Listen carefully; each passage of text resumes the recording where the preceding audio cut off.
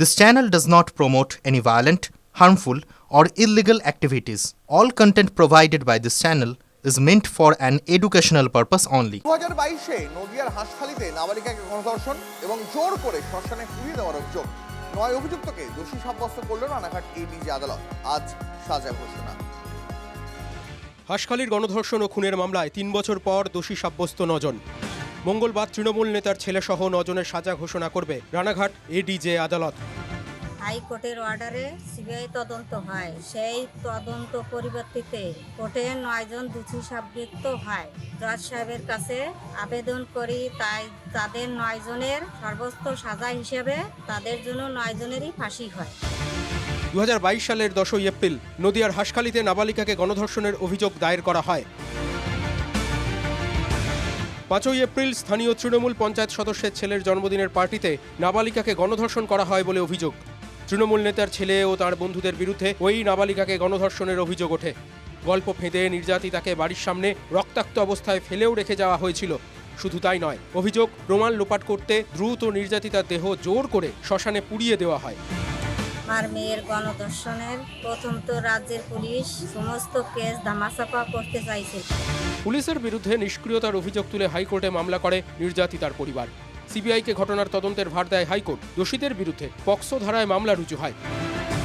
সেই মামলায় 9 জনকে দোষী সাব্যস্ত করল রানাঘাট মহকুমা আদালত। মঙ্গলবার তার সাজা ঘোষণা। Mahadev Kundu report, TV9 Bangla. নারী সুরক্ষাকে প্রশ্নের মুখে ফেলে ফের নাবালিকাকে ধর্ষণের অভিযোগ। ঘটনাকে ঘিরে উত্তপ্ত হাওড়ার ডোমজুর। নির্মীয়মান বাড়িতে তুলে নিয়ে গিয়ে 7 বছরের নাবালিকাকে ধর্ষণের অভিযোগ। অভিযুক্ত রাস্তা তৈরির কাজে যুক্ত শ্রমিক। এই ঘটনার কথা সামনে আসতেই উত্তপ্ত হয়ে ওঠে এলাকা। উত্তেজিত জনতা গাড়ি বাইকে ভাঙচুর চালায়। আগুন ধরিয়ে দেওয়া হয় একটি ম্যাটাডোরেও। অভিযুক্ত যুবক পলাতক। তবে এই ঘটনায় ক্ষোভে ফুঁসছেন স্থানীয়রা। এলাকায় পুলিশ মোতায়েন রয়েছে। এই যে লেবারটাই ঘটনাটা ঘটিয়েছে, সে এর আগেও কদিন মদ খেয়ে গাড়ি চালায়, এইসব করে। গাড়ি আজকে উল্টেও ফেলেছে নেশার ঘরে। তারপর এখানে হাঁটতে এসে মেয়েটাকে ওই ঘরে নিয়ে যায়। আমরা চাইছি এখানকার এই এত পাবলিক, হাজার হাজার মা বোনেদের দোষীর যেন উপযুক্ত শাস্তি হোক। শামশেরগঞ্জের হিংসায় হরগোবিন্দ দাস এবং চন্দন দাস খুনের ঘটনায় 13 জনকে দোষী সাব্যস্ত করলেন বিচারক। জঙ্গিপুর আদালত 13 জনকেই দোষী সাব্যস্ত করে। গত এপ্রিলে সংশোধিত ওয়াকফ আইনের প্রতিবাদে জ্বলে মুর্শিদাবাদ। হিংসার আগুন ছড়িয়ে পড়ে চতুর্দিকে। 12 এপ্রিল বিক্ষোভকারীদের হাতে খুন হতে হয় হরগোবিন্দ এবং চন্দন দাসকে। তাদের বাড়ি থেকে বের করে পিটিয়ে কুপিয়ে খুন করা হয়। আজ কি সাজা শোনাবে তাদের আদালত, সেদিকে অবশ্যই আমাদের নজর থাকবে। আমাদের প্রতিনিধি কৌশিক এই মুহূর্তে রয়েছে আমাদের সঙ্গে, কথা বলবো কৌশিকের সঙ্গে। তবে তার আগে আরও একবার জানিয়ে রাখবো আপনাদের, শামশেরগঞ্জের হিংসায় হরগোবিন্দ দাস এবং চন্দন দাস খুনের ঘটনায় 13 জনকেই দোষী সাব্যস্ত করেছেন বিচারক। জঙ্গিপুর আদালত 13 জনকে দোষী সাব্যস্ত করেছে। গত এপ্রিলে সংশোধিত ওয়াকফ আইনের প্রতিবাদে জ্বলেছিল মুর্শিদাবাদে হিংসার আগুন। 12 এপ্রিল বিক্ষোভকারীদের হাতে খুন হতে হয় হরগোবিন্দ এবং চন্দন দাসকে।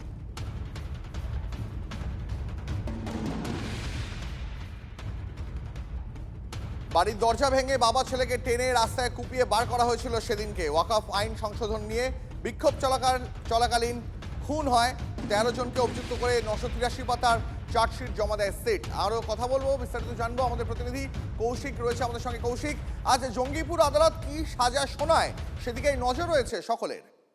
একদমই, দেখো যে আজ কি সাজা শোনায় সেটাই নজর রয়েছে। কারণ যে এপ্রিল মাসে 11 তারিখ প্রথম হিংসা ছড়ায় যে ওয়াকফ আইনকে কেন্দ্র করে এবং তার বিরোধিতা করে, এবং পরবর্তীতে 12 তারিখ শামশেরগঞ্জের যে জাফরাবাদ, সেই জাফরাবাদে বাবা ও ছেলে হরগোবিন্দ দাস ও চন্দন দাসকে বাড়ি থেকে বের করে নিয়ে এসে পিটিয়ে খুন করা হয়। সেই ঘটনায় যারা অভিযুক্ত, এই ঘটনার তদন্তে নামে সিট, রাজ্যের গঠিত সিট, এবং সেই সিট 13 জনকে গ্রেপ্তার করে। 3 পৃথক পৃথক এলাকা থেকে তাদেরকে গ্রেপ্তার করা হয়েছিল এই রাজ্যের অন্য প্রান্তের জেলা। এছাড়াও ভিন রাজ্যে পালিয়ে গেছিল, সেই সব 13 জনকে গ্রেপ্তার করেছিল। এরপর সাক্ষ্য গ্রহণের ভিত্তিতে গতকাল তাদেরকে দোষী সাব্যস্ত করেছে।